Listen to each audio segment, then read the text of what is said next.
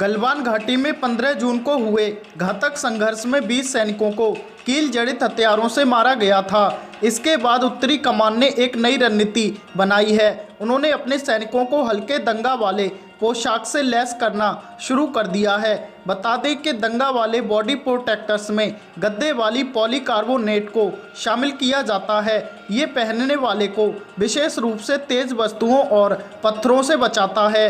Full body protectors के 500 सेटों की पहली खेप को मुंबई स्थित सप्लायर से ले लाया गया। यहां इसे एलएसी पर तैनात सैनिकों के बीच बांटा जाएगा। सेना के एक अधिकारी ने कहा कि सेना की योजना एलएसी के साथ अपने सैनिकों को नुकीले क्लबों से लैस करने की भी है। इससे हम अगली बार हैरान नहीं होंगे। गौरतलब है कि चीनी सैनिकों ने लकड़ी के डंडों पर लोहे की नुकीली कीलें बांधकर घातक हथियार बनाया था। उनके इस हमले से भारतीय सैनिक अवाक रह गए, लेकिन उसके बावजूद उन्होंने उन्हीं के हथियारों से मौत के घाट उतार दिया।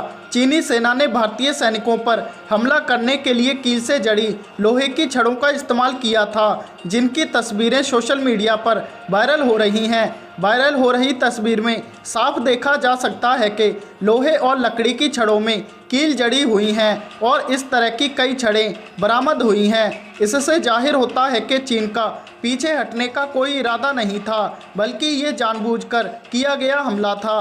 पीएलए के नुकीले हथियारों ने बिना किसी गोली के भारतीय सैनिकों को मार डाला। इससे भारत और चीन के बीच हुए समझौते को भी नुकसान नहीं हुआ और सैनिकों की जान भी ले ली गई।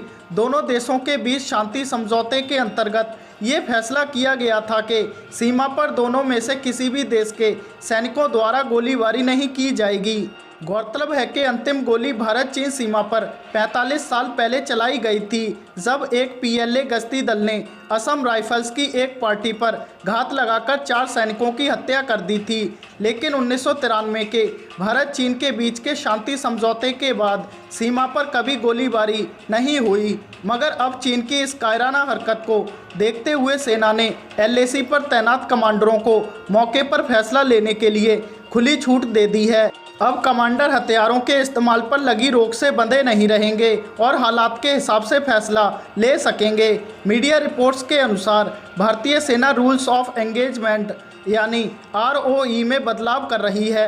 गलवान घाटी में हुए संघर्ष में भारतीय सैनिकों की मौत के बाद विपक्ष ने सवाल उठाया था कि भारतीय सैनिकों को निहत्थे क्यों भेजा गया। इसके जवाब में भारत सरकार ने कहा था कि सैनिकों के पास हथियार तो थे, लेकिन उन्होंने चीन के साथ हुए समझौते के तहत वो इस्तेमाल नहीं किए।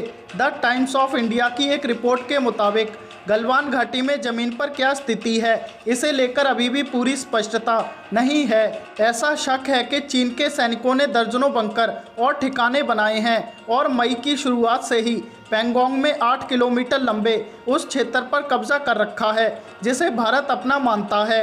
एक तरफ सैन्य सूत्रों ने बताया है कि भारतीय सेना पेट्रोलिंग पॉइंट 14 के पास के इलाके को नियंत्रण में लिए हुए है, तो वहीं गलवान घाटी में 15-16 जून की रात चीन और भारत के बीच जहां संघर्ष हुआ था, वहां से दोनों ही सेनाएं हट चुकी हैं। अब गलवान घाटी में दोनों ही सेनाएं एलएसी के अपनी ओर ही हैं।